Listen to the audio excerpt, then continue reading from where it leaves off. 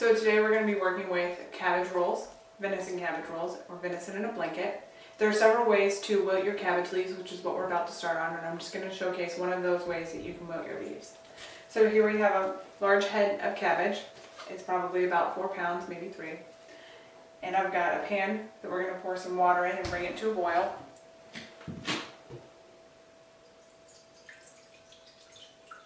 So there isn't a necessary measure of water that you need to use, but you do need to give yourself about an inch of water in the pan. So depending on your pan size is how much water you're going to need.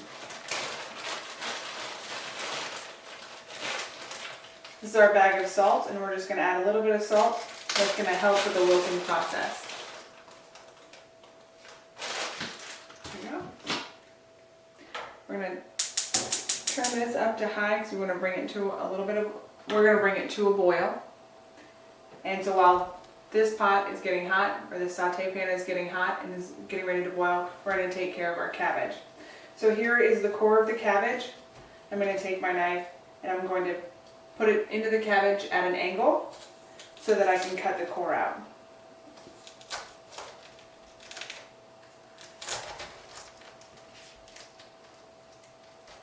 The bigger the cabbage, the harder it is to core to some degree.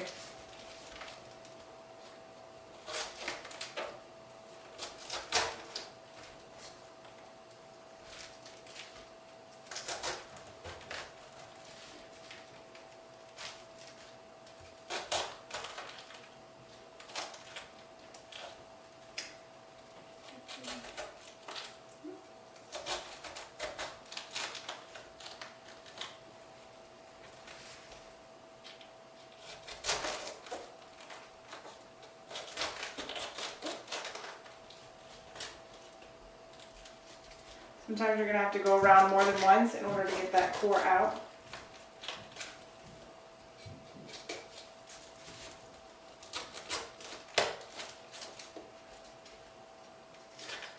You can use your knife a little bit as leverage.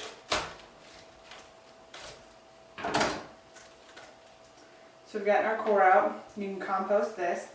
This is going to release some of these leaves around here. So in order to prepare for the water when it's boiled, we're going to go ahead and take off these leaves one at a time, as carefully as we can without them breaking. Some of them are going to break, and that's alright. Usually your first leaves are going to be the ones that break, so I go ahead and break those off. And either compost those or you can use them as a liner for your pan.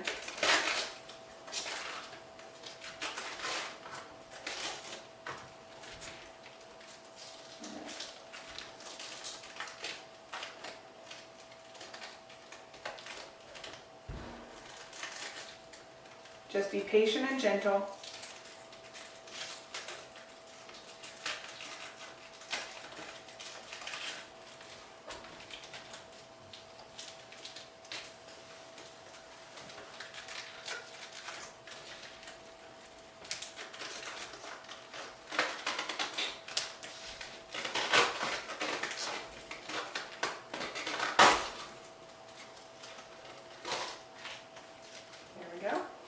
One leaf released.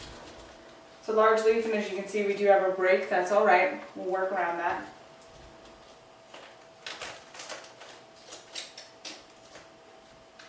And sometimes it is hard to find out where one leaf ends and one leaf begins. It's okay. Take your time.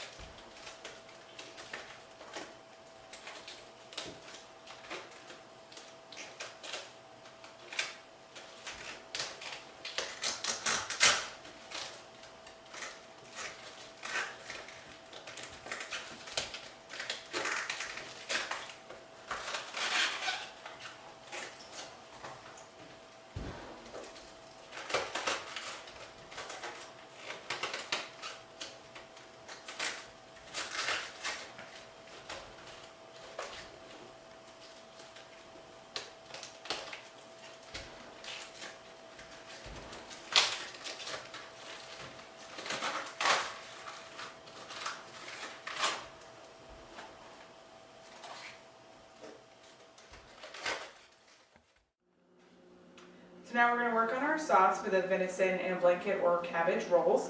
So we've got our 2 cloves of garlic here, and these are rather large garlic cloves. So one way to get this outer hull or skin off is you can just peel it off. A faster way, but you have to be very careful, is to put your garlic firmly on your cutting board. Take your knife, lean the sharp edge against your cutting board.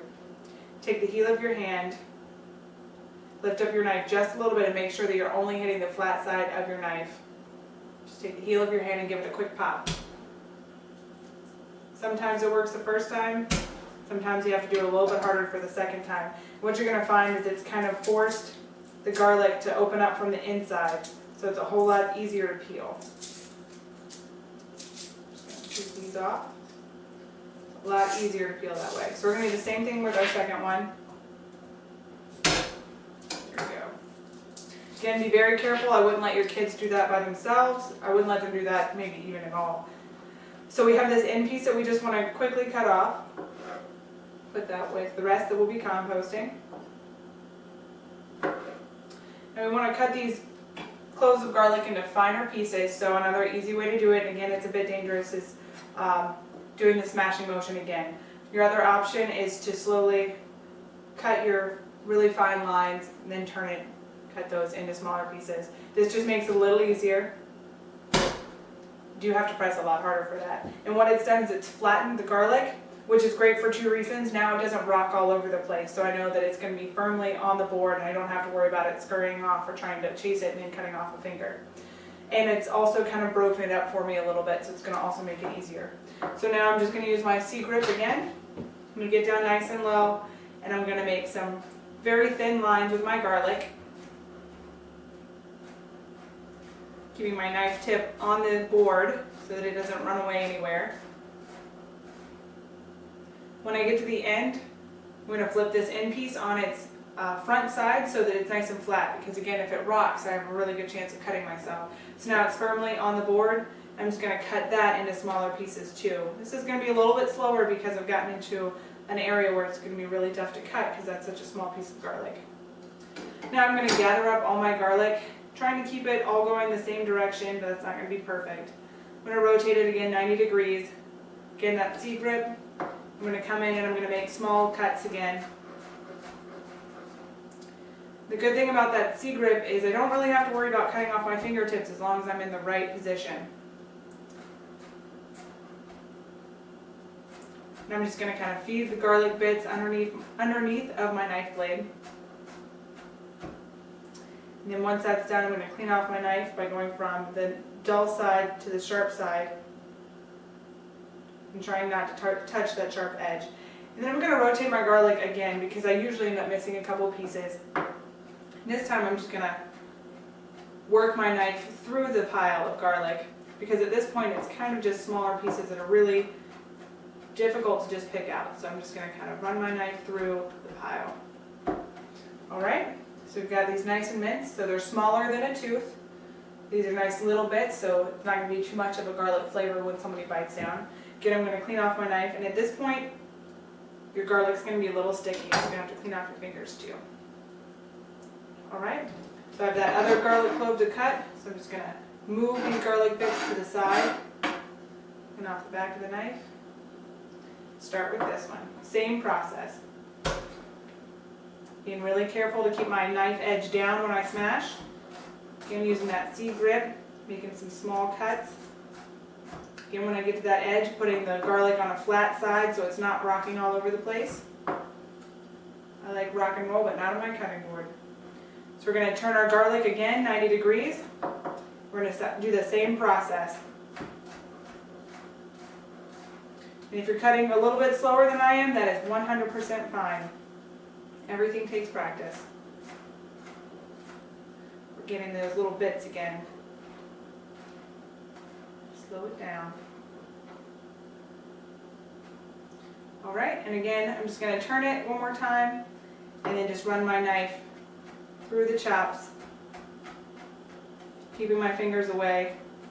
I've got a couple pieces that have run away, so I'm just going to put them back into the pile, clean off my knife a little bit, do it one more time, just because I can see some bigger pieces. You might have to do it a few more times if you see some bigger pieces of garlic. you kind of have to think to yourself, would I enjoy that piece of garlic if I had to bite on it? So I like mine nice and fine. All right, so now we have our garlic minced, and again, from the dull side to the sharp side.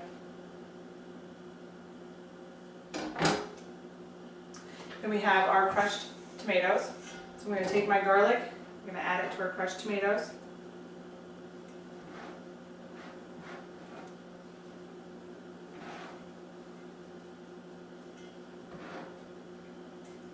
I have 3 bay leaves. These are just going to add a little bit of flavor. Then we have our maple syrup. We need 2 tablespoons.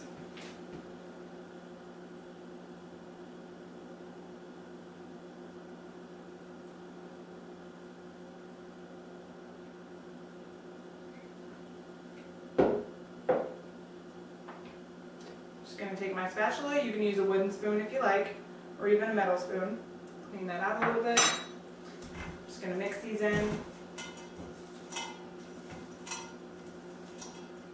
I prefer a folding motion, which is to bring your spatula down through the middle and then flip what you've picked up underneath and then turn the bowl 90 degrees. But it's not necessary. It's kind of a habit for me, and also it stops, or it prevents my spatula from breaking the bay leaves. On the outside. All right. Now that's done. I'm going to pour it into my saucepan. Again, making sure that I get all those bits out.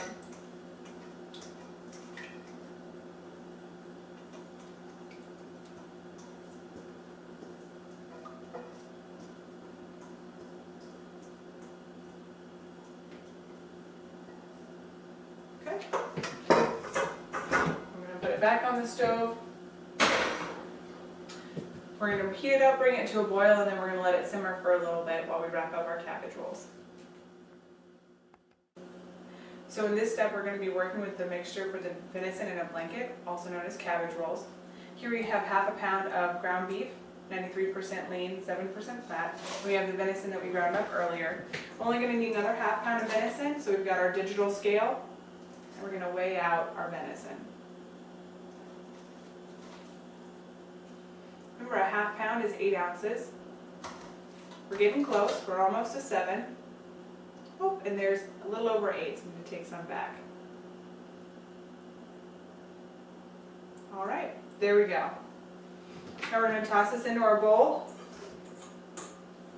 We're going to add in 1 chopped onion, or excuse me, 1 diced onion. We're going to add in 1 diced onion.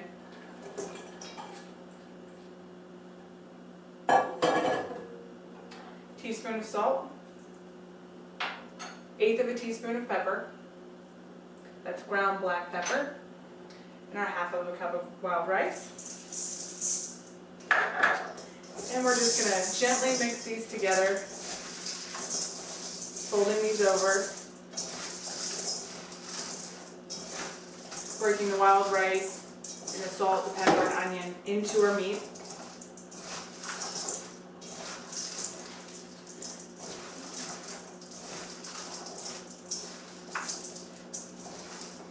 Gently squeezing as we roll over.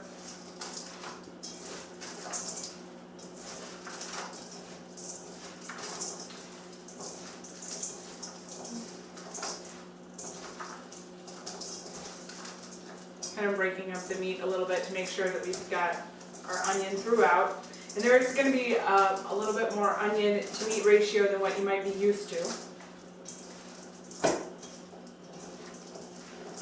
There we go. We've got that all mixed in, and now we're going to put it in the refrigerator to chill while we work on our sauce. So now we're going to roll our venison in a blanket, or cabbage rolls. So we're going to take a little bit of our meat, and we're going to roll it into a log till it's about 3 or 4 inches long.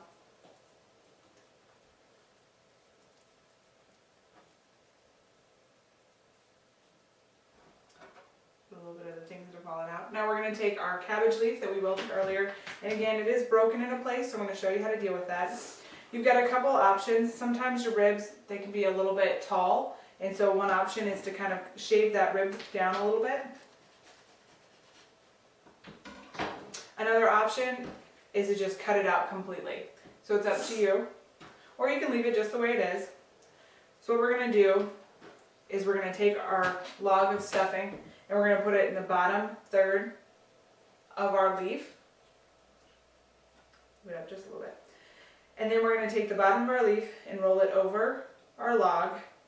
And then we're going to take the outsides and fold them on top. Just like if you've ever made a burrito, it's just like a burrito. Now this broken edge, we're just going to be real gentle and fold the broken part over and take the part that would have come along with it and put that in the middle. So at this point you can almost not see what's rolled inside. And from this point it's just a rolling motion. And then we're going to put it in our 9x13 seam side down. So this is the seam here where it can unravel. We're going to make sure that's tucked all the way around, and then we're going to put it seam side down so that it stays rolled when it bakes. Just like that. Now we'll do another.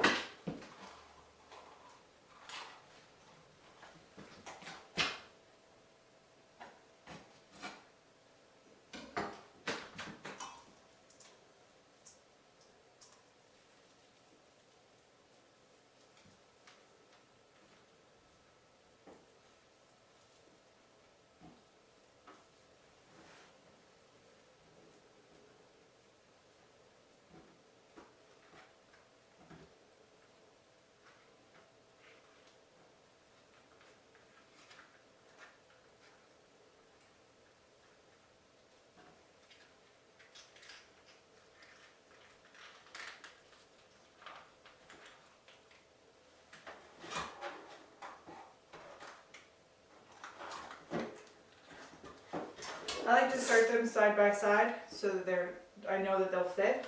Sometimes I will make my rolls a little bit too wide and then they won't fit in there. So if I put them side by side as I make them, then I know that they're going to fit. We're just going to continue this process until each one is rolled.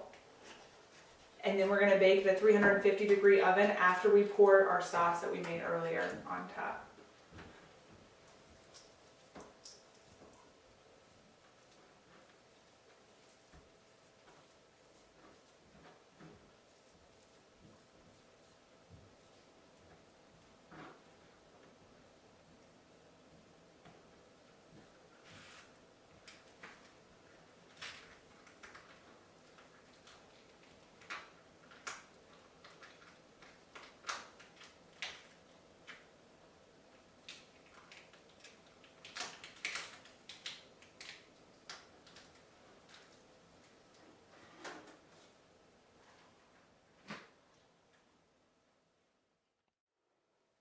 So we're going to finish up with our venison and blanket, also known as cabbage rolls. We've got our oven set to 350 degrees. It's already preheated. We have our sauce that we've had simmer for quite some time. We're just going to pour it over our cabbage rolls. We're just going to try to get it evenly around, and then we're going to smooth it down with our spatula here.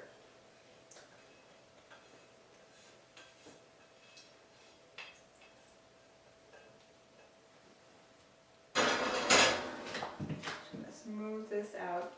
While you're doing this, if you see any of those bay leaves, go ahead and take them out. You don't want anybody to bite into them. I mistook a piece of garlic for a bay leaf.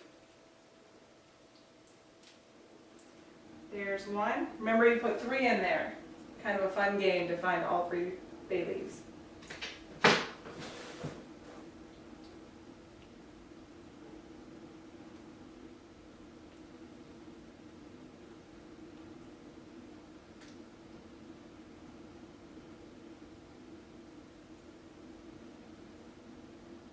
There's 2.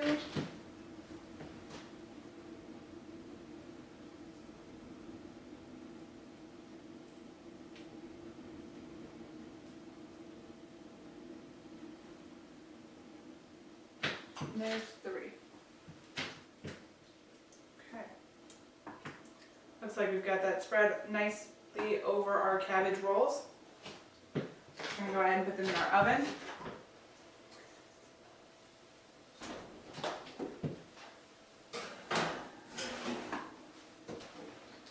We're gonna let them cook for about 50 minutes. That's 50 minutes. And then we're gonna check them. One way to check them is to use your kitchen thermometer, stick it into the thickest part of the cabbage roll, and look for it to read 165 degrees. Another way is you could take your cabbage roll out and cut it in half and look to see if the meat's been cooked through.